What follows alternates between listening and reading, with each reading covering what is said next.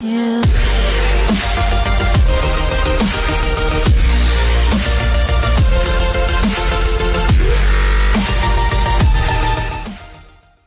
It's usually somewhere after the rough animation phase when I realize that I need to start drawing the viewer's eye towards specific areas of the scene and create a sense of visual hierarchy. In order to do that, a lot of times I'll turn to effects, and sometimes I'll even add extra graphic elements into the scene like shapes. Now, before we start doing that in this project, I want you to notice that there are a number of panels that are open that don't necessarily need to be there. This is quite common when you're working and building different elements, so there are a couple quick things you can do to reset the interface before you get started. Let's go up to the upper right corner, and under the Workspace pull-down, let's click on Standard and choose Reset Standard. Yes, we want to reset it to its original layout, and this looks significantly better, but I'm noticing that I'm still cutting off parts of my composition. So if you just click once in your composition panel to make sure that it's active with this orange-yellow line around the outside, you can press Shift and the question mark key or the / key. When you press those two keys, you'll automatically resize that image to fit in the window. Now, if I go ahead and click and drag to change the size of my timeline, notice it's going to go ahead and scale up or down accordingly. Now, another little tip when you're working. If you're at 50% magnification, you probably want to look over here at your resolution pull down. Let's click on this one because it's set to full. I want to set mine to auto. What auto does is it helps After Effects optimize the viewing of the specific composition. So for example, if I'm at 50% magnification, it really only needs to render half the pixels. So it goes ahead and cuts down the resolution to half. So now since I set it to auto, if I change my resolution, this will change accordingly. And that helps speed things up. But I know we haven't added effects or text yet. So let's see why we want to add effects or text, and then we'll get started. So if you go down to the timeline, click on the current time indicator and scrub through the animation.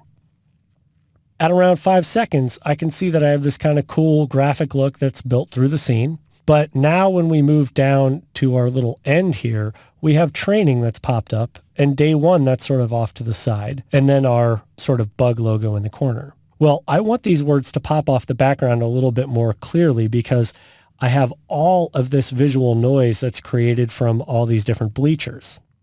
So we'll start by actually blurring the background a little bit, and then we'll see what we can do to add some shapes and adjust some transparency so we can lead people around the scene visually. So let's move our current time indicator to around frame 812. Now make sure you have layer 12 selected, the stair rundown layer. If you're wondering why it's numbered layer 12, it's because we have a bunch of layers hidden using the Shy key. All right, so with 12 selected, let's go up under the Effect pull down. In the effects controls, the last filter that you ever applied will automatically be loaded up here, so you could quickly use the key command to get it back. Effects are all grouped into different groups based on what you're trying to do. So if I were trying to stylize this, I had a bunch of stylized options like glow or posterize, but I want to add a blur, so I'm going to go to the blur section, and sure enough, I'll add fast blur. I like fast blur because it renders relatively quickly and it still gives a decent blur. Now let's increase the amount of blur. I like to click and drag on parameters so I can see a preview of what's happening as I'm making the adjustment. So I still want to see our runner running down the steps, but he doesn't need to be quite as sharp. So let's set the blurriness to around 12. You might notice here on the left side of my effect control next to the word blurriness and blur dimensions, I can add keyframes. So let's go ahead and do that. When we add the keyframe, it's automatically going to be added to frame 812 because that's where my current time indicator is.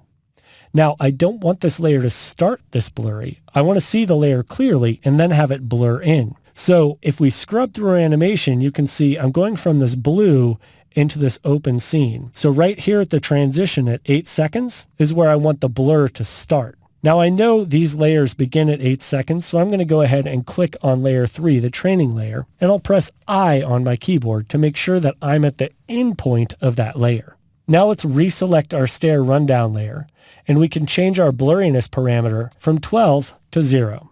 Now we've actually added 2 keyframes. If you want to see those keyframes, press the U key or the Uber key on your keyboard to show any animated properties for that layer. Now, if we scrub through the animation again, you can see, okay, the colors fade, and then we got our blur and our text comes in. training is the most dominant thing. Day one is kind of secondary. And then this bug logo is way too bright for my personal taste.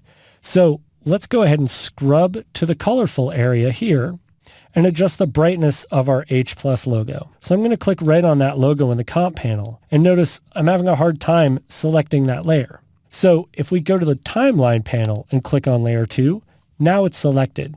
I want you to press T to open up its opacity, and then we can just click and drag to adjust its opacity down a little bit. Let's bring it down actually quite a bit to like 35%. Now as we scrub through, you can see I still have that logo in the corner, but it's not nearly as distracting. Now to add a little bit more attention behind the word training, I'm going to add a shape layer to that word. So to do that, we want to make sure that we don't have any layers selected in our timeline, and we currently don't. So now we can go up and click on a shape. Mine's already set to the ellipse tool. Yours may look like this with the rectangle tool. You can also press Q on your keyboard, and each time you press Q, it'll cycle through the different shapes. Now to add the shape, all we have to do is just click and drag.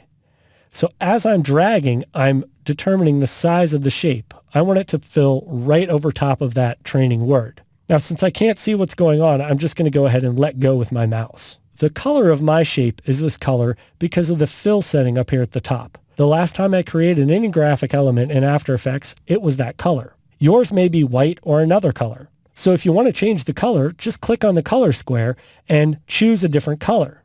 Now I am going to go ahead and choose that kind of dark blue color here, and I'll click OK. Now so I can see the text on top of the shape, let's move it in the layer hierarchy. So click on layer 1 and move it down below layer 2. So now when we let go, we have our text layer and our shape layer. But you notice, well, day 1 is not our text layer. Our text layer is all the way down here for training. So let's go ahead and bring that up in the hierarchy. I'm going to click on layer 4 and drag it up above layer 2. Now I can see that word, but I'm noticing I'm missing my plus symbol. So if we scroll down, there's layer 5. I can bring that up as well.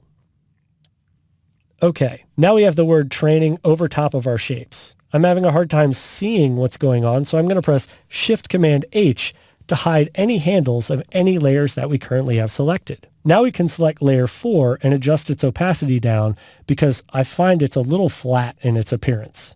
So with layer 4 selected, you guessed it, press T to open the opacity, and let's bring the opacity down a little bit. Let's bring it down to around 35%.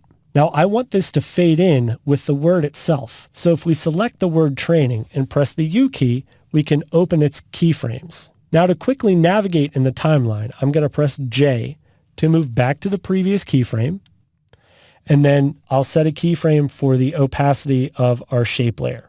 Now I can press J one more time to move to the previous keyframe, and I'll set the opacity to 0.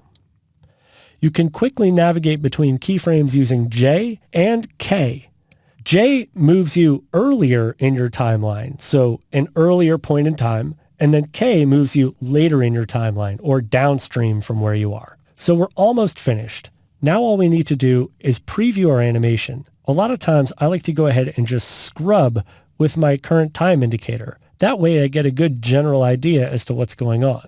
Now as I'm looking at this, the fact that day 1 is way over here on the side is bothering me. So I'm going to grab my selection tool and just click right on day 1 and start to move it. Now notice I'm not seeing any of those handles. Remember, when you use Shift-Command-H to hide handles, you want to generally press Shift-Command-H so you can see them again and continue working. When you think about shape layers or effects, they work very much like any other layer inside of After Effects. You just need to be very aware of what layer is selected before you add them into the scene. Or once you add them into the scene, you need to really think about why you're adding it into the scene, and is it actually solving a problem or creating another one? Yeah.